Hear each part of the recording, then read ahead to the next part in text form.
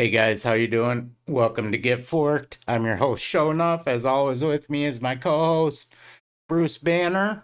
We'll see if he is gonna behave or get mad at scheduling times today.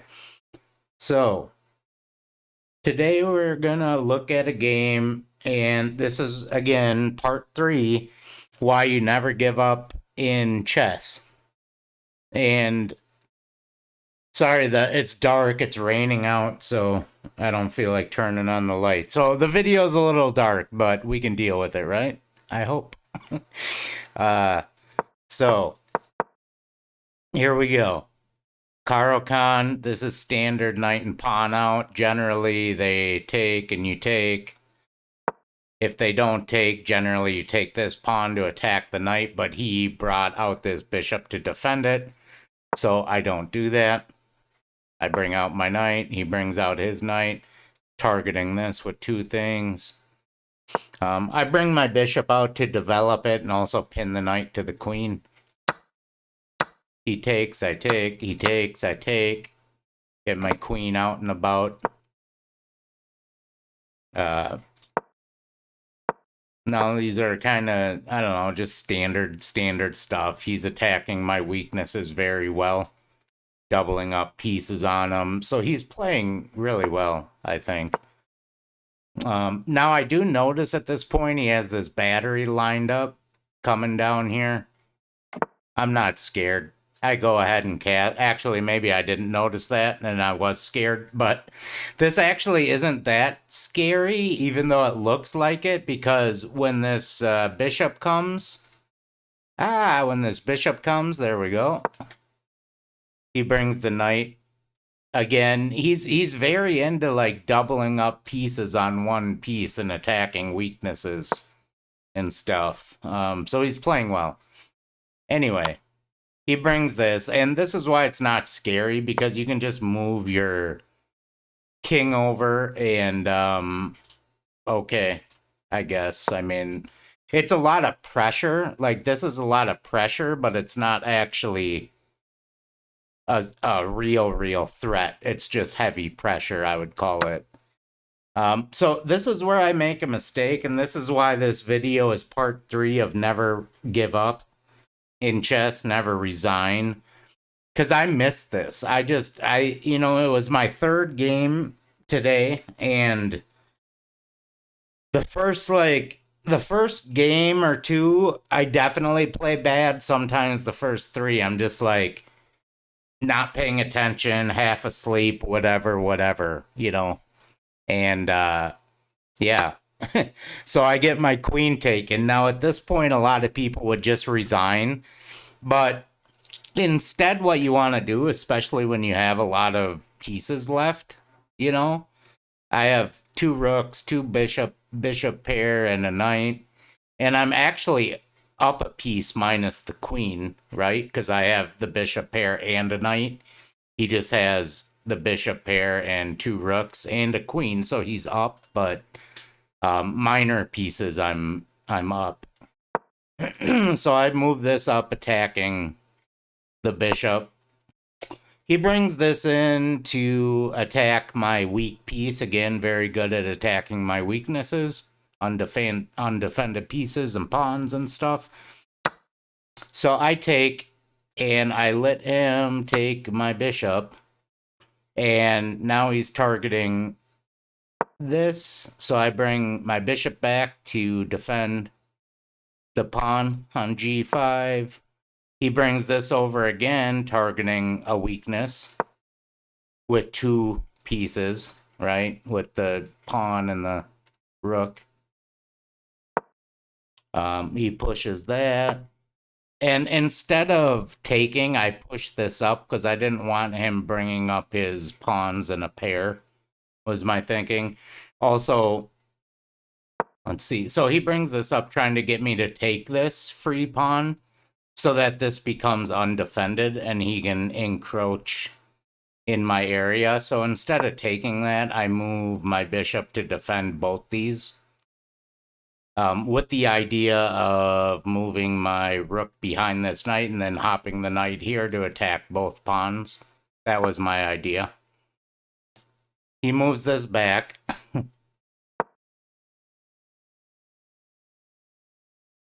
And yeah, move my rook over, continue with my plan. And now I see that he wants to move this, so I'm under check, discovered attack.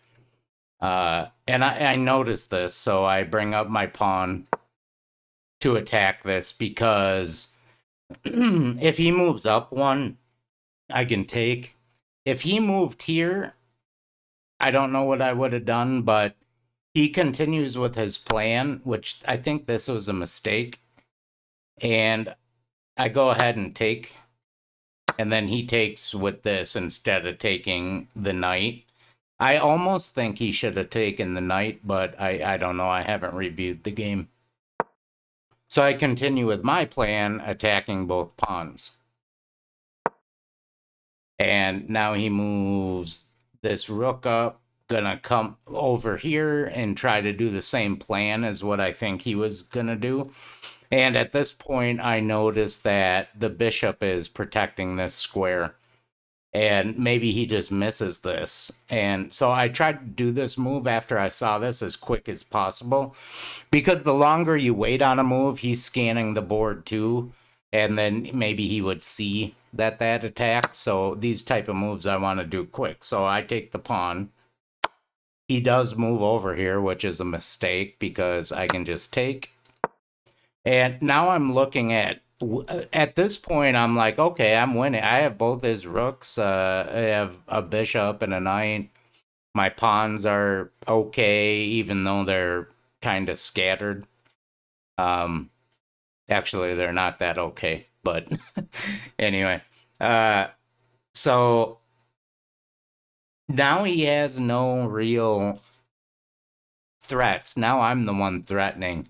I have this, I notice, with a actually I noticed this last move I was looking at attacking ideas from here.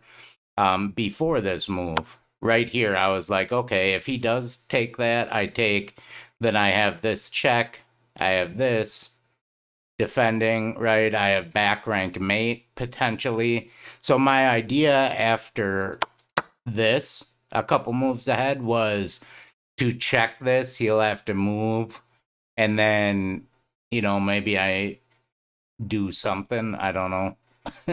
But my ideas were like basically this check or bringing this rook up here, attacking the queen. He would have to move the queen, and then maybe I can get a back rank or something. But anyway, he ended up he ended up moving his queen here, which was a mistake because it stops defending this. But more importantly, I can just go up, and now I have back rank. And his only move is to bring the queen up, take the queen, and that's checkmate. And this is just a message, like if you're one of those people who resigns when you're completely lost, don't, because you can draw. People stalemate all the time. Especially if you're like lower ranked, under 1,000, and you see, like if you have just a king and somebody has like a rook and a queen, and you see them rushing to make another queen, a second or even a third queen, that's a lot of the times when stalemates happen. But if you lose a queen, don't just resign and be like, oh, I lost my queen. Try to consolidate your pieces and get counterplay. Look at the opponent's weaknesses. Start picking off pawns and look for back rank stuff, because if we look at this game, all the way back here, he's on an attack, right? Like all the way back here, actually. As soon as he lines this up, he's thinking like attack mode, right? He's not thinking about back rank mate back here. At any time, he could have pushed this up, kicked out my bishop, and not had that issue. But he's like, I have this, I have this, he has all this stuff. So he's not thinking about defense. And once you go into attack mode like this, you kind of are just in attack mode. Like if we look at it, he's trying to target stuff. He's not worried about his defense at all. And that cost him, you know.